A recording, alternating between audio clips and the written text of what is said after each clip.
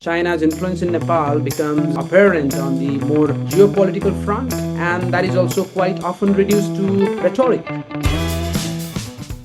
In what ways is China's influence in Nepal most apparent?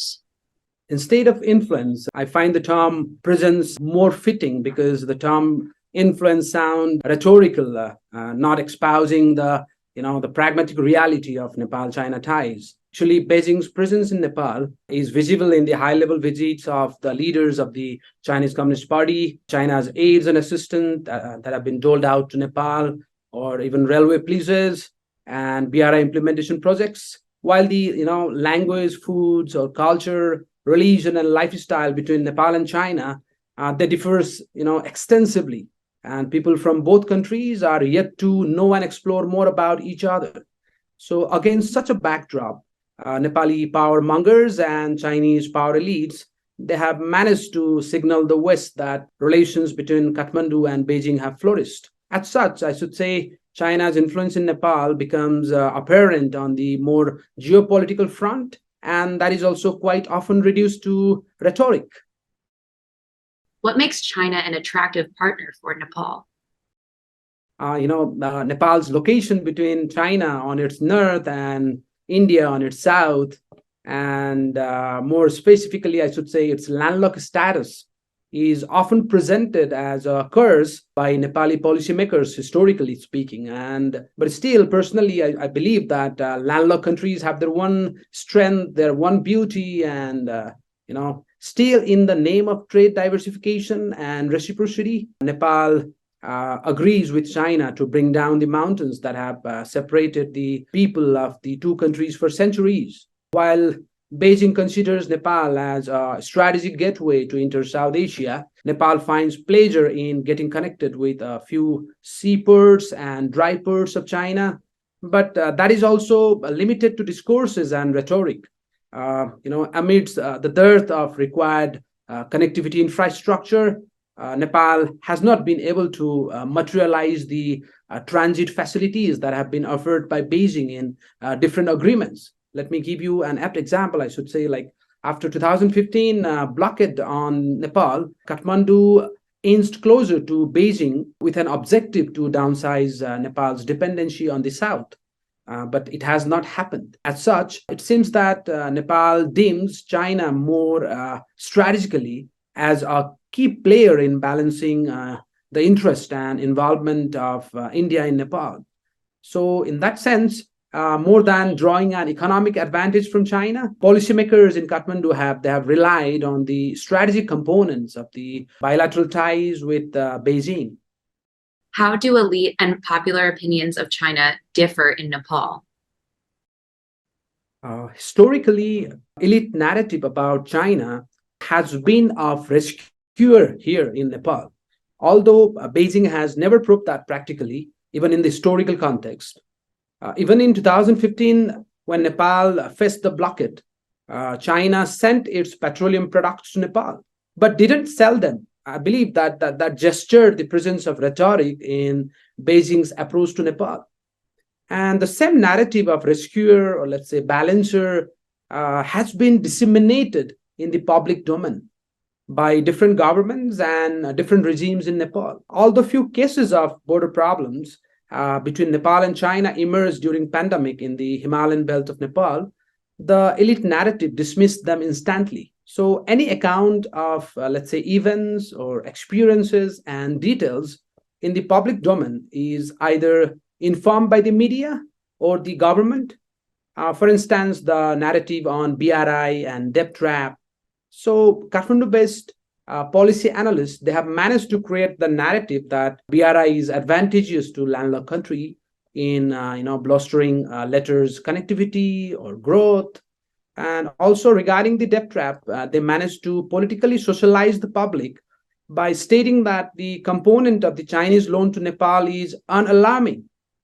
So in that sense, the way elite narrative about China has been disseminated to the public, that is more interesting, I should say. Why do you think Americans should pay attention to the China-Nepal relationship? This is a really pertinent question, like because Nepal has perceived its, gigantic neighborhood either as a threat or an opportunity.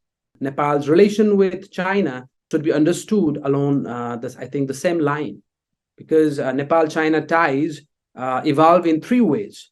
Firstly, as the matter of political, economic, and strategic test of the Chinese leaders, particularly those Chinese leaders in the Standing Committee of the Political Bureau of the Central Committee of the Communist Party of China regarding China's South Asia policy, I should say. And secondly, Nepal's unflinching commitment to one China policy and the mobility of Tibetan refugees. Thirdly, while Nepal-China relations are always informed by the interest of the leaders of the two states, people's interests have been sidelined. So still paying attention to such a relationship may offer United States a perspective to understand how, despite the cultural, religious, linguistic, and other differences existing between the two countries, the geography and the idea of neighborhood are popularized by Chinese power elites and Nepali power mongers.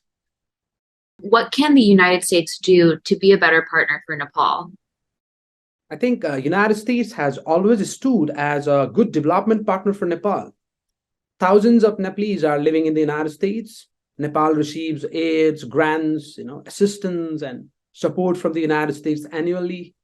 Despite the friendly relations existing between the two countries, the strategic differences between Nepal's two immediate neighbors have made the United States perceive Nepal either from the eyes of the policymaker in Delhi or understanding Nepal's ties with Beijing as a compromise of US interest in Nepal. Thus, it would be apt if US policymakers could kindly perceive Nepal's foreign policy choices and, let's say, diplomatic engagements by understanding the economic, demographic, and even strategic sides of the colossal geography that Nepal is obliged to live with. And it may evolve US-Nepal ties even in a more pleasant manner. How can the United States and China cooperate to serve the needs of Nepal? Apprehending the global and regional power dynamics existing today, the US-China cooperation in Nepal seems unattainable, at least at present. Nevertheless, if there arrives a time and opportunity to build cooperation in Nepal, this will start by, I think, adjusting their perception about each other in Nepal. For instance, the understanding of the United States of BRI and China's, comprehension of US, sponsored MCC project in Nepal that triggered numerous controversies and debates in Nepal, which happened to shape and influence the bilateral ties accordingly. So once the Kathmandu-based policymakers or foreign policy analysts, even media, and also the public opinion makers, if they are able to inform and educate both, I should say, the visiting US officials and diplomats, and of course the Chinese party leaders and ambassadors about the fundamentals of Nepal-US ties and Nepal-China ties respectively. So without generating a sense of doubts and suspicion, in that sense, only Kathmandu may remain in a position to get benefited by the cooperation between US and China and Nepal, or at times even drive the cooperation between US and China and Nepal. So despite the possibility of cooperation in the areas of climate change, let's say, trade, connectivity, or counterterrorism, the environment is not ripened, I should say, at the moment. Most importantly, Nepali leaders and diplomats, they are not prepared owing to the budgetary concern of the Nepali foreign policy institutions and their negotiation skills. Historically, Nepali leaders have always learned to either cope with or exploit the great power politics instead of developing diplomatic efficacy to manage it, I should say.